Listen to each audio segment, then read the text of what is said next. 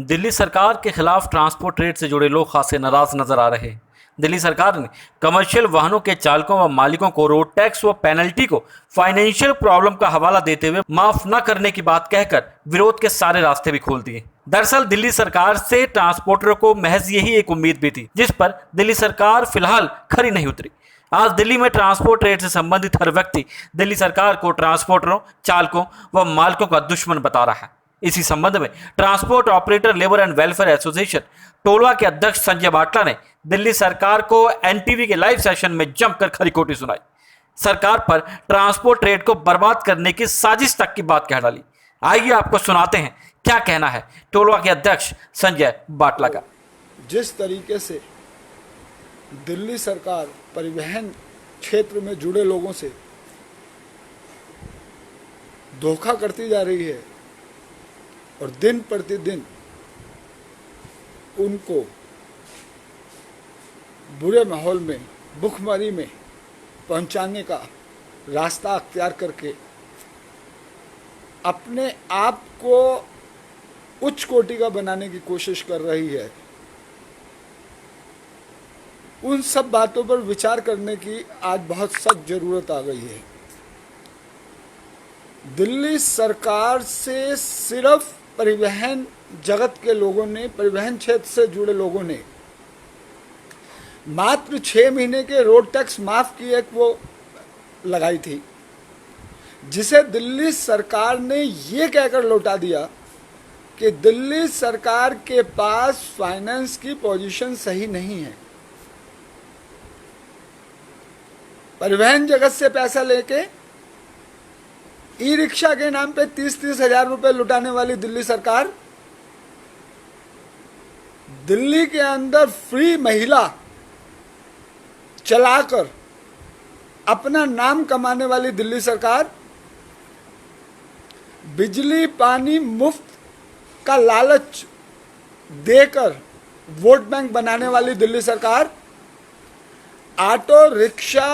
आदि को सिम और छोटे छोटे खर्चों को दिखाकर उनको अपनी तरफ जोड़ने वाली दिल्ली सरकार, अरबों रुपया अपने वोट बैंक के नाम पर दिल्ली के निवासियों के टैक्स का बर्बाद करने वाली दिल्ली सरकार, क्लस्टर बसों का लगातार सब तरफ से दिल्ली पुलिस के कैमरों के द्वारा, प्राइवेट लोगों के द्वारा, अखबार और मीडिया के द्वारा दिखाए जाने के बाद कि किस तरीके से वो पहली लाइन में बिना सवारी लेने के सिर्फ किलोमीटर पूरी करने के आधार पर चलने वाले क्लस्टर सेवा को माई बाप बनाकर पैसा भरने वाली दिल्ली सरकार, दिल्ली के परिवहन क्षेत्र में सबसे ज़्यादा सहयोग करने वाले परिवहन जगत के सभी ट्रक मालिकों, बस मालिकों, आरटीवी, ग्रामीण सेवा व अन्य क्षेत्रों के लोगों को मदद देने की जगह कहने वाली दिल्ली सरकार कि दिल्ली की फाइनेंस पोजीशन सही नहीं है, हमारा ही पैसा दूसरों पर लौटाकर अपना वोट बनाने वाली दिल्ली सरकार, हमारे ही पैसे को बांटकर हम ही पे आंखें दिखाने वाली दिल्ली सरकार आज किसी भी व्यक्ति को परिवहन क्षेत्र में मदद करने की बजाय अपने आप को भारत सरकार से पैसा मांगने की कोशिश करने वाली दिल्ली सरकार, ताकि अपने वोट बैंक बनाने वालों को वो दान में पैसा देकर अपना वोट बैंक बचा सकें, अपना घर भर सकें, अपना वोट और नाम बचाए रखें। लेकिन जो व्यापारी जगत, जो व्यवसायी जगत के लोग भूखमरी में जा रहे हैं, उनके ऊपर डीजल के नाम पे, पेट्रोल के नाम पे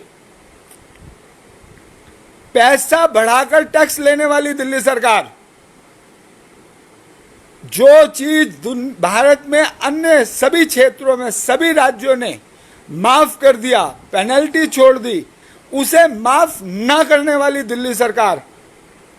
ये सिद्ध कर रही है कि दिल्ली के अंदर परिवहन परिवार से जुड़े सभी व्यक्ति, चाहे वो ई रिक्शा से हो, चाहे वो ग्रामीण सेवा से हो, चाहे वो फटफट सेवा से हो, चाहे वो इको फ्रेंडली से हो, चाहे वो ओला उबर से हो, चाहे वो ऑटो टैक्सी से हो, चाहे वो आरटीवी से हो, चाहे वो स्कूल कैब से हो, चाहे वो बसों से हो, चाहे वो ट्रकों से हो, उनसे दिल्ली सरकार को कोई सरोकार नहीं है। दिल्ली सरकार को तो सिर्फ और सिर्फ केजरीवाल जी व कैलाश गहलोत जी को अपना वोट बैंक बनाने का साधन चाहिए। वो उन्हीं की मदद करेंगे जो उनके तरले चूमे, उनके पैर पकड़ के भीख मांगे, अपने कारोबार को बर्बाद करके उनके भिखारी बनकर उनके आगे पीछे घूमे। ऐसी दिल्ली सरकार, क्या परिवहन जगत इतना कमजोर हो गया है? क्या परिवहन दिल्ली में जुड़े लोग, मेरे ट्रक से जुड़े भाई, बसों से जुड़े भाई, मिनी बस से जुड़े भाई, आरटीवी से जुड़े भाई, ओला उबर से जुड़े भाई, जिन्हें वो अलग अलग ढंग से चालानों के माध्यम से, गलत स्पीड के चालानों के माध्यम से, गलत पार्किंग के माध्यम से टैक्स माफ ना कर कर, कोई मदद ना देकर, डीजल पेट्रोल पे टैक्स बढ़ाकर व अन्य तरीकों से टैक्स बढ़ाकर, महंगाई बढ़ाकर अपना पेट भर के हम लोगों को बर्बाद करने वाली दिल्ली सरकार ने क्या हमको इतना कमजोर कर दिया है कि हम मिलकर उसके खिलाफ आवाज नहीं उठा सकते? मैं आज परिवहन जगत के सभी क्षेत्रों के सभी भाईजनों से, सभी साथियों से, सभी नेताओं से ये अपील करता हूं कि एकजुट होकर दिल्ली सरकार को बता दिया जाए कि परिवहन परिवार इतना कमजोर नहीं है कि वो उनकी सही मांगों को भी दुत्कारे और वो चुप रह जाए। अगर परिवहन परिवार के कुछ लोग बागी होकर उनकी सरकार ला सकते हैं तो परिवहन परिवार बागी होकर उनकी सरकार को बिगाड़ भी सकता है। यह हमारा कानूनी हक है, क्योंकि भारत सरकार और दिल्ली सरकार ने कोरोना के बुरे समय में हमारी गाड़ियां खड़ी करवाई थी और सरकारी माध्यम से खड़ी गाड़ियों का टैक्स लेने का हक किसी भी राज्य सरकार व भारत सरकार को नहीं है। और ऐसी बात ना समझने वाली दिल्ली सरकार के खिलाफ आवाज उठाना कोई बुराई नहीं है। अगर आप ये सोचते हैं कि हम तो आपके चमचे, आपके नेता, आपके भगत हैं, तो भी अपने हक की आवाज उठाना हमारा हक है। मैं यहाँ के जुड़े सभी साथियों से, सभी भाइयों से अपील करूंगा कि मेरी इस बात को जितनी ज़्यादा तादाद में परिवहन परिवार के लोगों तक आप शेयर कर सकें, लाइक कर सकें, पहुंचा सकें, उतना ज़्यादा पहुंचाएं,